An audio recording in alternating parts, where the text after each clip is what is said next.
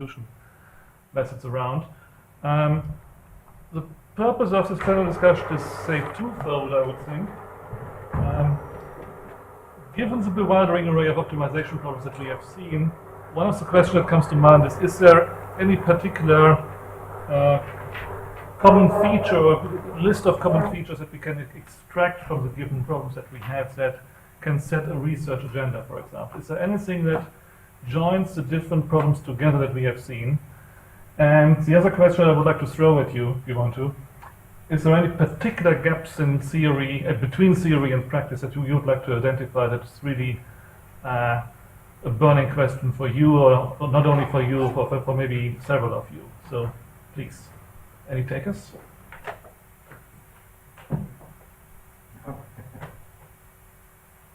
Miguel, maybe? Well, some of the talks, a couple of the talks about software mentioned things like structure and sparsity. I think that's something that one should always be on the lookout for when it comes to applications. And it's both having the software that can take advantage of these features to be more efficient, and as well as having the users aware of looking out for these features and flagging them in some way to the software, knowing that this can be used to improve the performance of the optimization model. Does this link to the chicken and egg problems that Jan mentioned? That there are methods that should be developed but which aren't developed because people don't know that they might be developed in the industry? Quite likely. I guess that is also related to the inertia. If you have a standard file format for passing around SDP files, it doesn't really allow for an easy expression of what is the sparsity pattern. For instance, here's an identity submatrix, here's an identity submatrix, here's something which has some structure or matter. Then the alternative software packages will read in just the standard file format and will not make use of the sparsity, even though they could have, and users might use it. But I think that part of the chicken and egg would be the file formats. There's more work put into the interfaces, as Elvin has shown, and there could be more hope for translation. Professor Gonja has a lot of work on structure, in sort of describing languages. I know that might be a way forward, or the interfaces will describe the structure of the interfaces first, like with early history. Any comments? I would say this should be initiated from the users, not from the software developers, because software developers don't know what particle format your strange example might have. So somehow, I mean, for example, to develop SDP, you have set of benchmarks, and obviously you can get as good solver based on the examples you have. If you have a new problem which has a different structure, which is not matching anything in the benchmark, then obviously the codes are not tuned for it because they just don't know about such a possibility. So I would say this definitely needs to come from the users saying we need this, and then it can be adapted. Yeah, but if the benchmark is stored in a standard file format, which doesn't allow for the description of sparsity, then if I have a sort of a problem which has a lot of sparsity and a lot of structure, I come up with my custom method, and I know that it's much better than any of the standard solvers, just because for the standard solvers it would be very hard to load the program into memory. And then I make sure to just keep up on the benchmarks without the vendors of the software realizing ever that I have given up on them. I would say the best tackle would be saying, oh, I did my own implementation with this special format, the other solvers are crap, and put it somewhere, and people will pick it up, and okay, we will do something about it. But yeah, I mean, it's hard to guess what the abstraction might be. So do users comment on particular problem formulations, or where does the drive to use Fusion, for example, come from? Well, I'd like to take a small step back. What I see an issue, and maybe probably you're the wrong audience to talk about these things, but for instance, in finance, they quite frequently want to, if I borrow a chalk, they are very interested in function of this type, right? So this is a convex function, and it turns out that you can very easily describe that using two quadratic cones. But a lot of people are not aware of that, and I even heard from Stephen Boyd that he had talked to one finance company, and they ended up solving this fairly easy convex problem using mixed integer programming. So I think there's a gap between, we know that maybe conic optimization is a very useful model, and there's also polynomial optimization, and you can do these positive polynomial and things. But there's a lot of people out there that are not aware of this, and they think, well, if you have x squared less than 1, then you can just introduce an equality there. What's the difference? Right? But there's a huge difference. There's two different worlds, right? So there's, and so the fusion thing that we have made, right, is built. So basically we build it f of x equal to k. And so this can only be a linear function, and this can only be a certain convex cone. And that's a way of telling the user, forcing the user to tell, you have to have a linear function, you have to have a convex cone, and then you know that you have something that's convex, and you also know there's something that we can solve. So I see there's quite a big gap between all the theory that has been developed and then tell users out in the real world why is conic quadratic problem a good thing? And why is that important? Why should you learn about these things? Because all our Mosaic users, they are clever guys. They know a lot of things about finance. They know a lot of things about engineering, but they don't know so much about optimization, right? And linear algebra also, that you should have nice numbers. Julian was nodding. I think it is the same problem. For us, it is the same problem. We need to try to convert a complex problem and to transcribe in such a way that we can solve. This is more or less our solution. Is there any way to do this automatically? I could be happy to. How hard would it be?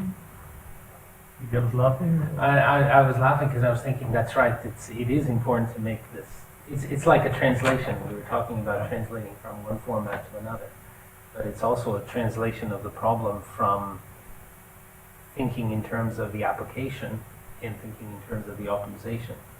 And somehow, I think there has to be, at least in the current state of affairs, there has to be some kind of human interaction to be able to make this transfer work.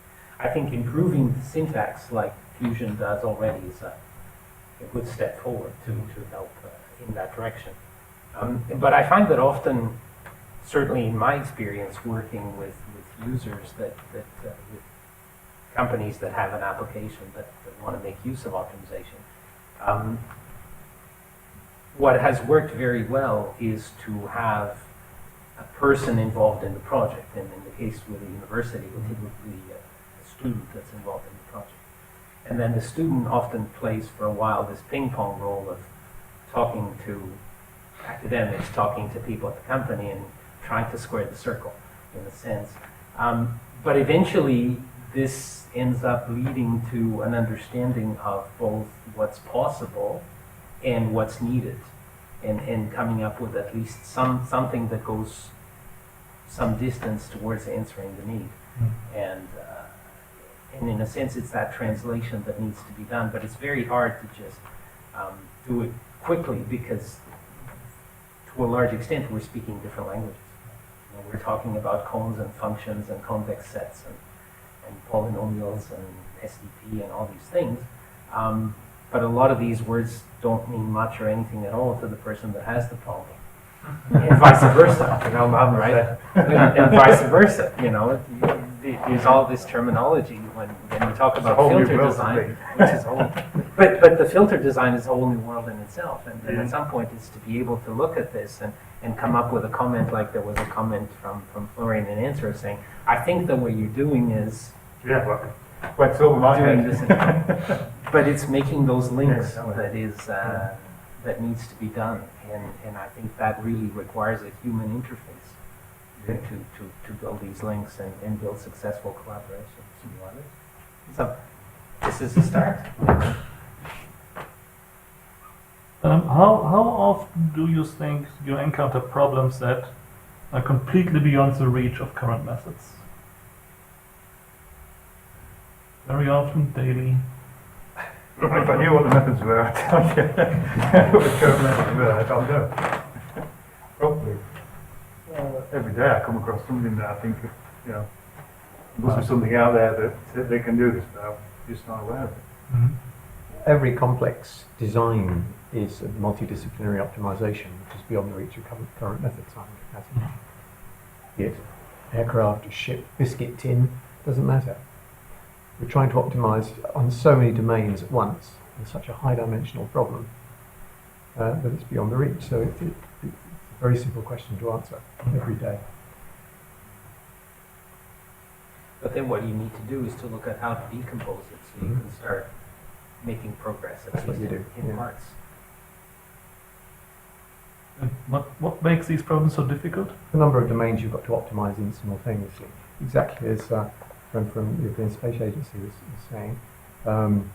For an aircraft, for example, you have aerodynamics, you have radar cross-section if it's a military aircraft, you have thermal constraints, you have fuel economy, you have survivability, you have cost, you'd like to simultaneously optimize all of these things and many, many more. Of course you The other not, so it's probably Yes. The way we solve the problem is right now with this manual. So we have something called concurrent design facility. So it's basically a room full of engineers, traditionally from 15 to 20, and they have several sessions. And there is a guy who is actually, we call it, it's not an animator, but normally he's a guy who is systems engineer, and he's trying to activate the different disciplines at once. So in the first session, they have a first cycle, they have a preliminary design, the guy of the structures, the guy of the propulsion, the guy of the power, thermal, and so on. They come up with a very rough preliminary design. They need to have a second session, then a third session, then a fourth session, and still at the end of 6-7 sessions, the design is not optimal. But it is sufficiently good as to be able to proceed with the industrialization of the different parts. So we are looking now for methods and ways to be able to do this with one single person, one workstation with one software. Is this possible? Yeah, in the bit I presented, I was just concentrating on the problem of minimising size, but I missed out the whole aspect of temperature performance. The thing moves in temperature, or across temperature, and also it has to handle a certain amount of power, and that's linked to the size, because if you make things too small, it'll break down. You know, there's too much power and the thing breaks down, so that's a whole other domain of things. The multiple domains I was referring to are not independent. No, they're all linked together. They all hit each other in awkward directions. And if you optimize one dimension, you're going to cause problems. Yeah, exactly. Yeah. So just in the fact that we're trying to minimise the size causes a problem in power handling. one of the issues mentioned 2 or 3 times was how to handle uncertainty. Is that a general issue for many people in optimization. It doesn't really fit into the realm of polynomial optimization at present. But is that Well, so there are lots of people who work on uncertainty in polynomial optimization. So there's some work without them lab on distribution of robust optimization and polynomial optimization. And the distribution of robust can be caused as the problem of one undervalued cost. Polynomial optimization again, so I guess that in many ways polynomial optimization is very good because you can cast a lot of optimization under uncertainty. if you want to go robust, say? Distribution level. Please? Yeah. Also distribution level. You can fix moments. You need not even specify the distribution. You can even allow for limits for the moments. Hmm. You can go as far as you wish. First, second, or moment. So there's a lot of work, for instance, by Kartik Natarajan, who has some exciting work here. It actually works. They apply it. So is this a general issue coming up in applications? You mean the handling of uncertainties? Yes. So we have problems of system identification. Mhm. So we have a plan which is changing dynamically, and yes, when a failure occurs, or even if the failure doesn't occur, you need to have the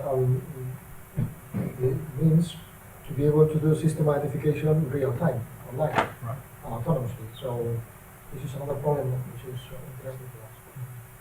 There's another type of uncertainty that creeps in as well when you're trying to do multidisciplinary design optimization, and that's that if you're running large-scale computer codes on things like computational fluid dynamics or electromagnetics, there's a degree of numerical noise in the solutions you get there. So you've got an extra bit of noise on top of a very expensive calculation, which you don't really want. And you've obviously got problems then of trying to cut down the dimensionality of the problem by perhaps fitting polynomials to your numerical results and then optimizing on that, and then going back to the numerics, perhaps with a tighter discretization to confirm your possible optimum. That's the sort of games that you play. Another place where uncertainty creeps in. I think that's quite far from the setup of polynomial optimization, right? If you do some sort of derivative-free optimization and CFD applications or so. Right. Okay, any questions from the audience, please? Any issues you would like to raise? Please. Yeah. Something I find really fascinating about these weird industrial problems is often they seem to have sort of almost like two interlinked phases. So if you take the talk by Richard, it's like decide on the topology, and then once you've decided it, optimize some parameters. Yeah. And I guess it's the same in trajectories, interplanetary trajectories. First, you could decide which planet you're going to, what did you call it? Swing by. Whatever it is. And then once you've done that, presumably the problem becomes a bit easier. And you get that in all kinds of areas. So like telecommunications, you've got to design your network, and then you've got to control the flows over the network. Mhm. I talked a few weeks ago with Tim, David's colleague from Industrial Maths, KTN, and he said he'd come across dozens of problems like that. In structural engineering, you design, first you choose the basic structure of your, whatever it is, a truss or whatever it is, and then once you've done that, you then decide the thicknesses of the beam or whatever. And I just wonder whether people agree with that, but that's a common feature that one encounters.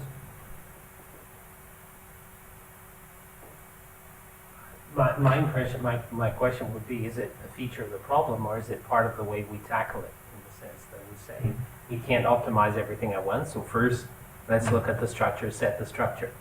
And once you've set the structure, now you do the rest, or you do the second step, and you go on. And I guess in some of the more complicated problems, you need to get started somehow, and then you cycle.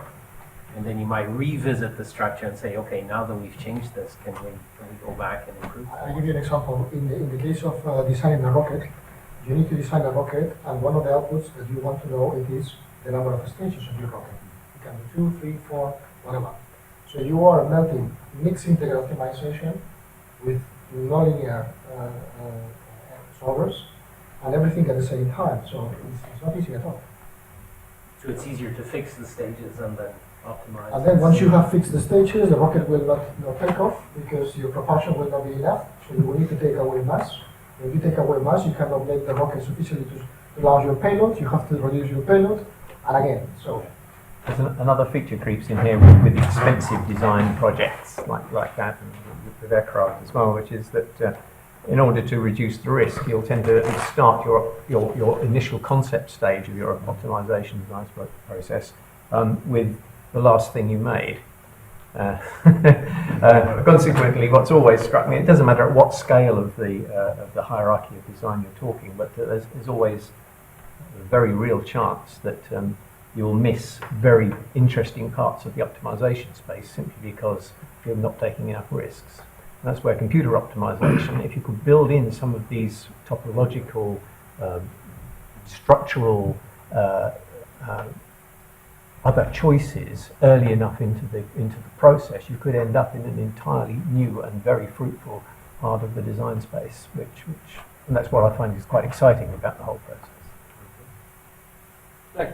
So I think that, like, I always like to see the parts where something has worked rather than the challenges, but I think that may inform the possible solutions to the challenges out there. So for instance, in power systems, there's massive amounts of money put into expansion of the power systems, but the AC models of power systems have a lot of funny behavior where when you expand the capacity of a line, you may actually make it more expensive or make it more lossy to deliver the power to the customers.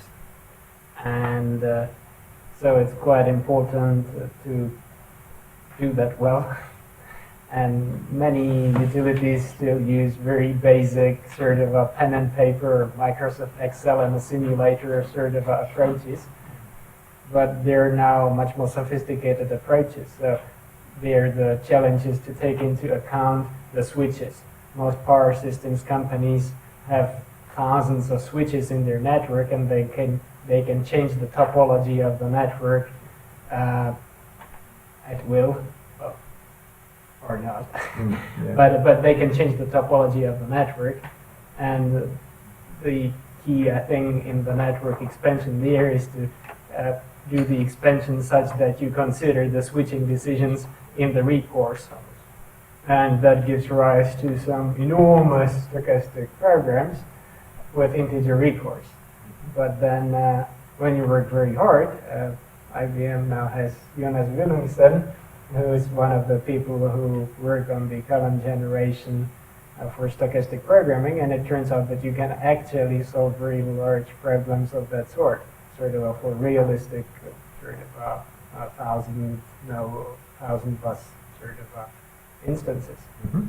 So I'm just saying that your problem becomes too hard, and hence you can't solve it, and hence you have to decompose or simulate or such, is I think giving up too early. So in many ways you can actually make an impact if you try hard enough and spend enough time. So as long as the problem is important enough to put in the effort, I think that there's a lot to be done even for those sort of integrated models. Yeah. So I have a question for the fusion system. And it's a nice thing to have if you can put a function belong to a symmetric cones. But the thing is that you may have different representations. For example, you have you say it's the intersection of two cones, and you may produce a redundant constraint, and you may have multiple choices. Do your system allow, to choose which one is best? Sometimes if you choose the wrong fusion system, you may, the method may be slow, I guess. So what's your comment on that? My comment on that is, there's the issue about formulating your problem, there's the issue about solving, right? And you know, for instance, if your model is convex, then there's a good chance that you can solve it, right? But proving convexity, that's NP hard, right?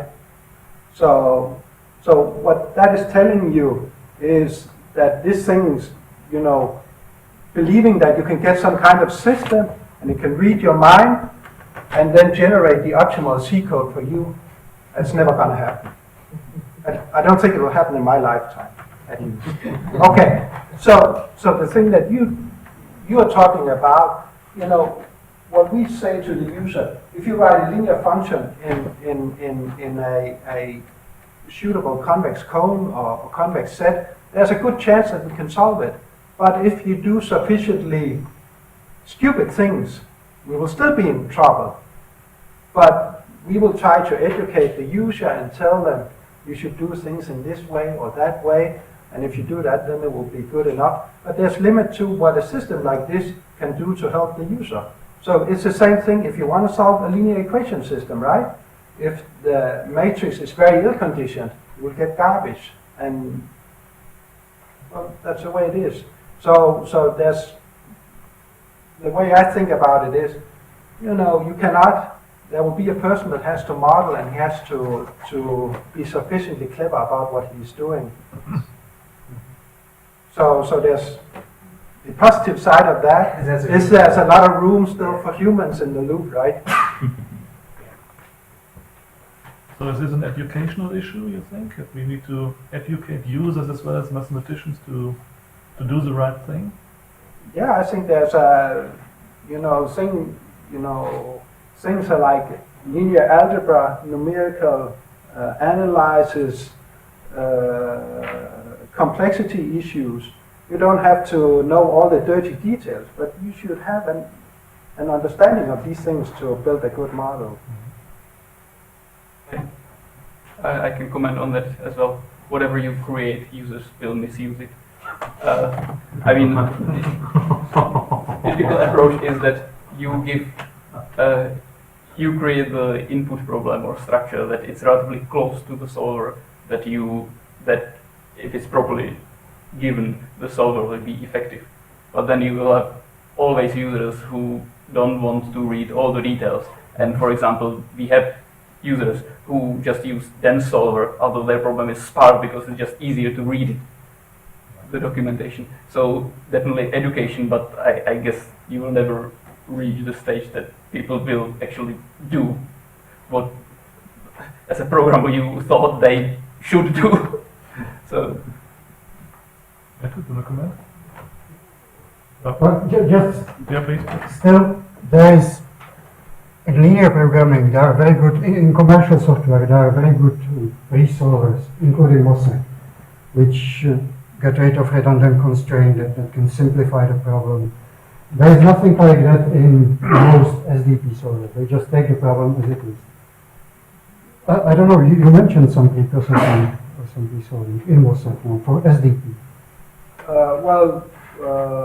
What I was mainly thinking of, well, in the first step was even just for conic quadratic problems. There you could think about detecting whether x in k is a redundant constraint and throw it away, and you could do all sorts of these things. I know for a semi-definite problem like Etienne de Klerk has some method where you're using techniques from algebra, and then you can sort of make your big variable into small blocks of smaller variables. So this is an area where there are some ideas, but it's what do you say?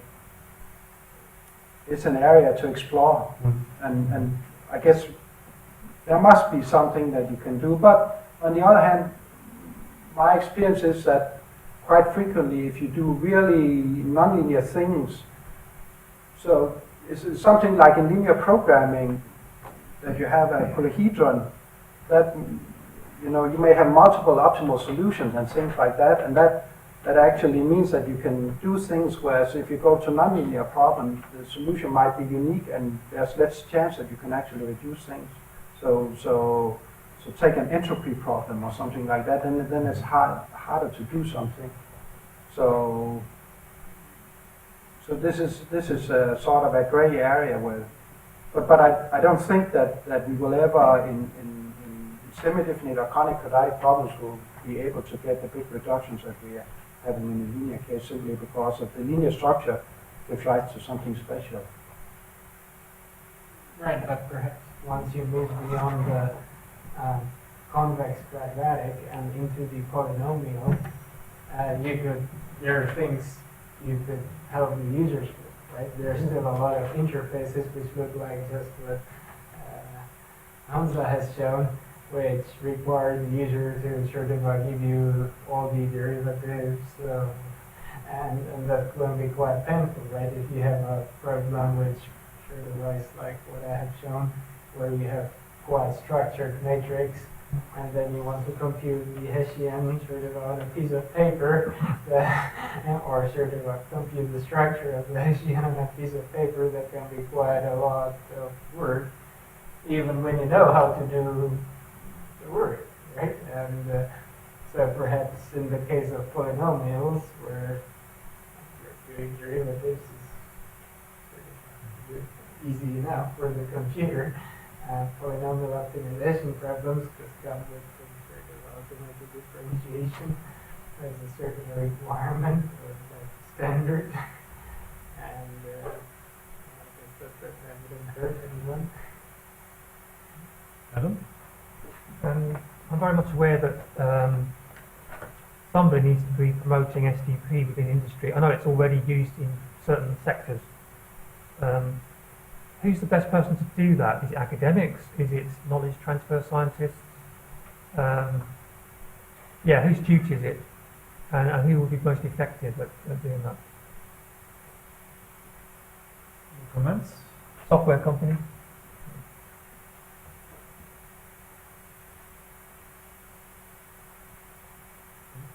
Well, I think the most efficient way of getting something into use is to have good case studies or something that shows people in industry how to do it. So, for instance, I think conic optimization or conic quadratic optimization is very popular in finance. And why is that? That's, first of all, they are used to work with the covariance, right? And so the step going to the conic case is not so big, and also the Markowitz portfolio model sort of giving the case study or the framework in which they can work, and then they extend this in all sorts of ways, but they have a starting point.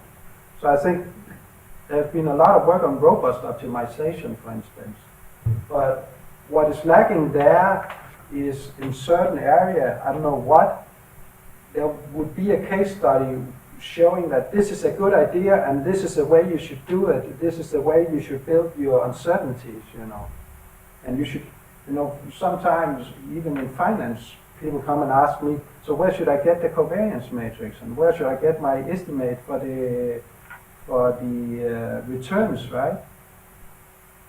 And of course a lot of people would know, but a lot of users, well, you can do with ellipsoidal uncertainties, but they have to build these ellipsoidals, right? And you have to have good case studies telling them and how. And I guess that could be a sort of a cooperation between industry and universities, but I think that's the way to go. Michael? So I talked to Tomáš Terlake about the same subject, and he said that we just have to wait for the next generation of students. So I'm teaching conic programming or semi-definite programming, how to use it. And once these students come into the industry in 5-10 years, and I think it's happening already, so that was a conversation 5 years ago. So you have to wait until somebody who knows about this is in the application and And he becomes the boss. I think that the case studies are certainly the way forward. Like in the power systems, there's a paper dated like May 2012 of Lave and Lowe showing that the SDP relaxation works on 3 instances, which the power systems people take for the sort of benchmark, and that already has 300 citations or something like that, right, within the year. And I'm pretty sure that it will have many thousand citations within the next couple of years, and that certainly is changing the power systems, right? So that's a sort of a 5-page long or how long paper showing this is the proofs of the zero duality gap for relatively simple SDP relaxation. And the power systems engineers, despite some mathematicians making fun of them, actually can appreciate that. They see that the current methods are not up to the job, and I think that that's sort of quite pervasive in that community. The table I have been showing about the failures of the interior point methods or sort of a local optimization methods that worked by the Federal Energy Regulator in the States, and notably by their chief economist, Dick O'Neill, and a very good PhD student of his, Anya Castillo. And they're trying very hard to tell everyone who's willing to listen that sort of trying to use something which works for convex optimization on a non-convex problem is not a good idea. And that they sort of can now point to SDP being an alternative. So another issue is we had a speaker from Berkeley Capital a couple of years ago in Southampton University. So I proposed the question about using SDP in dealing with uncertainties.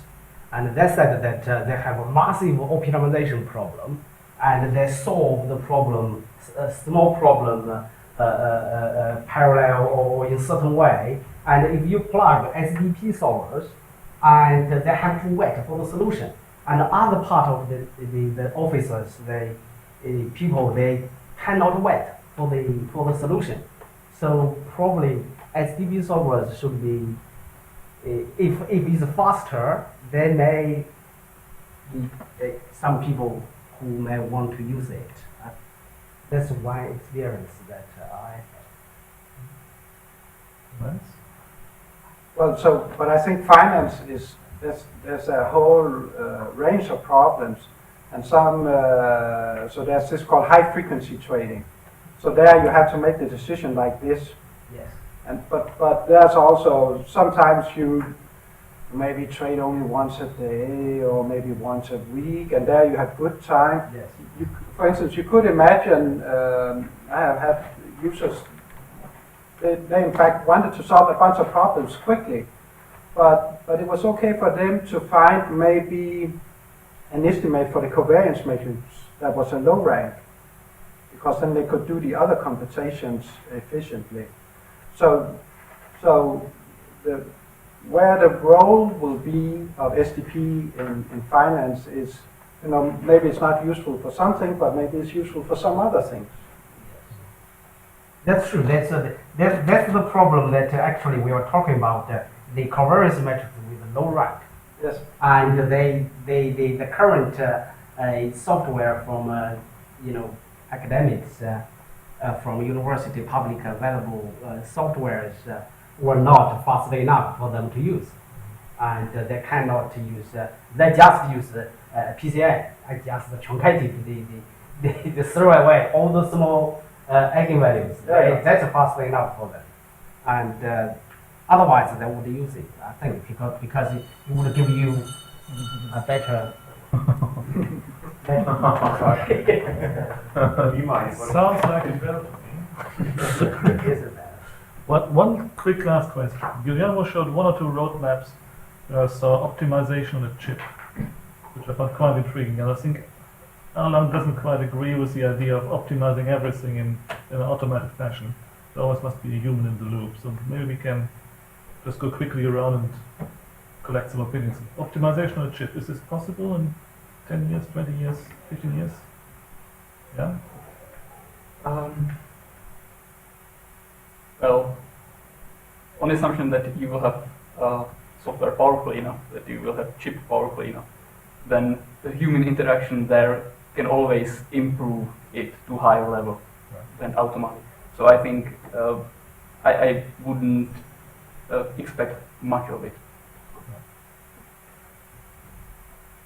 Well, I had sometimes customers asking, or someone asking whether Mosaic can be run on some hardware stuff, and I always say no, because there's quite a big. I think you should design the software different ways. If you want to run it on a CPU, than sort of generic software, and so you would much more have to fix a structure for a particular CPU, assuming some structure in A matrix and things like that, and then it might be possible. But then there's also the issue, at least if you look at it from a vendor purpose like me, is there money enough? So the last time a guy asked me, he said, we want nine licenses, we wanted to run some strange compiler stuff, and on this CPU, and we want a discount. And well, I had to tell them, if you can use the standard software, we can help you, otherwise we can't, right? Of course, not all users are like this, but there's different kind of CPUs, and we can't support all of them. So I know Stephen Boyd has been doing something like in this area that may be successful, but to me it looks a little bit hard. At least a company like mine is unlikely to support. Guillermo? I would like to hear what you have to say also inside. Fair enough, please. So yes, I had mentioned it before to some people that I had worked with ARM R&D some years ago, and they do a lot of signal processing, and they do ASIC-ly, they do actually very specialized circuitry for all kinds of optimization solvers. So if you have a mobile which has been released on the market within the past 2 years, then it contains ASIC for decoding LTE. LTE is a new mobile broadband internet standard, which mandates the use of, it mandates the use of MIMO, which is multiple antenna transmitting and multiple antenna receiving. The decoding of that signal in that setting is integer least squares. It's sort of an 8-dimensional integer least squares, but at megahertz rates. And every mobile phone can do that, right? That's NP-hard problem solved at megahertz rates on the battery you have in your sort of a mobile phone. So certainly some optimization problems can be solved in hardware and are regularly solved in hardware. There's another company called Altera with a major site in the UK who do a lot of second-order COM programming in hardware in filter design, as it happens. They don't use ASIC, they don't use the very specialized circuitry, but FPGA, but they're very good at that, and they certainly don't mind doing a lot of optimization in FPGA. They do mind discussing that publicly, as far as I know, because most of their customers are all kinds of special services and armies and such like, but they do certainly a lot of optimization in FPGAs.